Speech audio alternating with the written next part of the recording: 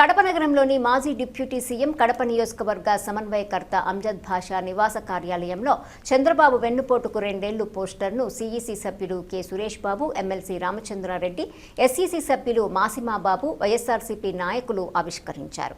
ఈ సందర్భంగా వారు మాట్లాడుతూ కూటమి ప్రభుత్వం అధికారంలోకి వచ్చి 2 ఏళ్లు పూర్తవుతున్నప్పటికీ ఎన్నికల సమయంలో ప్రజలకు ఇచ్చిన హామీలను అమలు చేయడంలో పూర్తిగా విఫలమైందని ఆరోపించారు.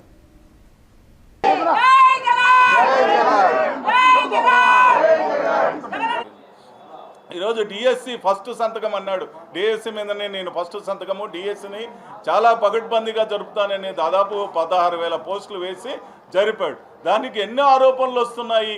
ఆ డిఎస్సి నడిపినటువంటి, ఆ డిఎస్సి అప్లోడ్ చేసినటువంటి వ్యక్తి నవీన్ అనేటటువంటి వ్యక్తి ఎస్సీఆర్టీలో క్వశ్చన్ పేపర్లు తయారు చేసేటటువంటి ఆఫీసులో అతను పనిచేస్తున్నాడు. అతని ప్రమేయంతోనే ఏమైనా అప్లోడ్ అవుతున్నాయి. అతనికి రాష్ట్రంలోనే నెంబర్ 1 ర్యాంక్ వచ్చింది. అతను కన్నా క్వశ్చన్ పేపర్ తీసుకోకపోతే నెంబర్ 1 ర్యాంక్ ఎలా వస్తుంది?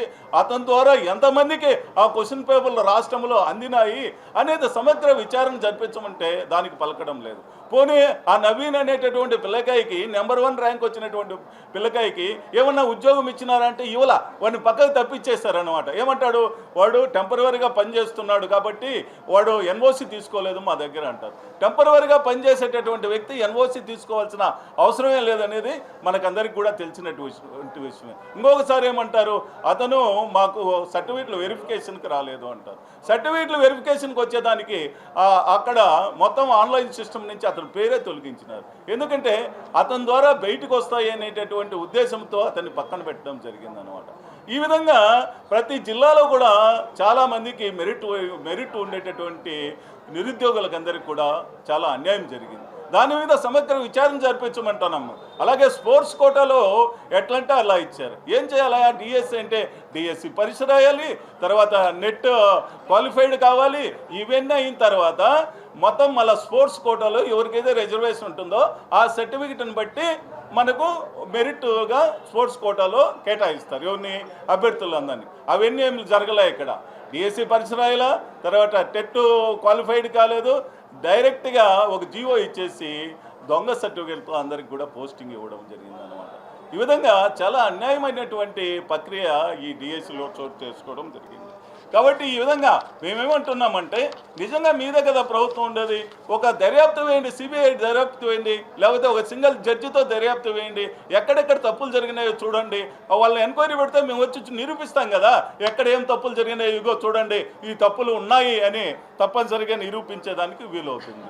ఇంకా అది విద్యారంగం. ఇంకా వైద్య రంగాన్ని తీసుకున్నట్లయితే వైద్య రంగంలో ఈరోజు ఏమవుతుంది, ఆరోగ్యశ్రీ మూతపడిపోతున్నది. ఆరోగ్యశ్రీ మేము వచ్చినప్పుడు 25 లక్షల వరకు జగన్మోహన్ రెడ్డి గారు ఆరోగ్యశ్రీ కోసం ఖర్చు పెట్టడం జరిగింది. ఈరోజు ఆరోగ్యశ్రీకి పోతే మాత్రలు కూడా ఇచ్చేటటువంటి పరిస్థితుల్లో హాస్పిటల్ లేవు. 108, 104 ఇవన్నీ మూలలు పడిపోతున్నాయి. టైర్లు లేవు, దానికి డీజిల్ లేవు. ఈ విధంగా ఆరోగ్యశ్రీ కూడా పూర్తిగా నిర్వీర్యం అయిపోతూ ఉన్నదన్న. ఆ మాట్లాడే ముందు మా గవర్నమెంట్ సర్టిఫికేట్ మేము ఇస్తామా సర్టిఫికేట్ స్పోర్ట్స్ ఆఫీసర్ ఇస్తారా? కడపలో నీకు స్పోర్ట్స్ ఎంతోమంది పిల్లకాయలు పడుకుంటారు, మేము ఇస్తామా సర్టిఫికేట్లు? మాట్లాడేదాన్ని కూడా వాస్తవాలు మాట్లాడాలా. 2 సంవత్సరాలు కంప్లీట్ అయింది. కార్పొరేషన్ నిధులు కాదమ్మా, నువ్వు రాష్ట్ర ప్రభుత్వం నుంచి ₹1 తెచ్చినావా, నువ్వు ఆపని అడగాలి. నా క్వశ్చన్ ఏమని అడిగినావో నువ్వు ఆపని అడగాలి. 2 ఏళ్ళు పూర్తయింది. 2 ఏళ్లలో రాష్ట్ర ప్రభుత్వం నుంచి ₹1 తెచ్చావమ్మా నువ్వు అని అడగాలి. చూపి అమ్మా ఏం తెచ్చేవారని. మా ప్రభుత్వంలో వచ్చినాయండి వాళ్ళ పోస్టులు. ఎవరు ఇస్తారమ్మా? స్పోర్ట్స్ కండక్ట్ చేసేది ఎవరు? Sports authority. దానికి స్పోర్ట్స్ సెక్రటరీలు ఉంటారు, స్పోర్ట్స్ నేషనల్ వైడ్ వాళ్ళు ఉంటారు.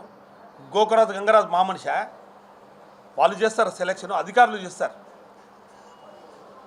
స్పోర్ట్స్ కోటాలో కేటాయించింది మీరు చూశారు. 18 రకాల స్పోర్ట్స్ కోటాల్లో దాంట్లో 18 పోస్టులు. మా నాని మాట్లాడాడు, పేరు నాని. దాంట్లో క్లబ్లు కూడా ఉన్నాయంట, కార్డ్స్ ఆడే వాళ్ళకు కూడా పోస్టులు ఇచ్చినారంట.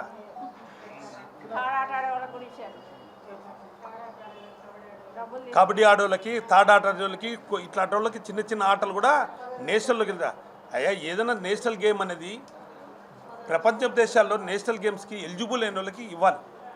ఆ సర్టిఫికేట్ ఎవరు ఇచ్చేది? మేమా? రాష్ట్ర ప్రభుత్వం ఇస్తుందా? బుగ్గొంక నువ్వు చేయకపోతే నా నిధులతో ఖర్చు పెడతానే కదా 6 నెలలమ్మా, ఇప్పుడు 2 ఏళ్ళు అయింది, ఏం కట్టావమ్మా అని అడుగు. ఈరోజు పసిబిడ్డ చనిపోయినాడమ్మా, నువ్వు ఎవరు మా కారకులు అంటే చెప్పు, అది కూడా మా తెలుగు వైఎస్ఆర్సీపీ వాళ్ళే గుంత దొగినారు అంటది.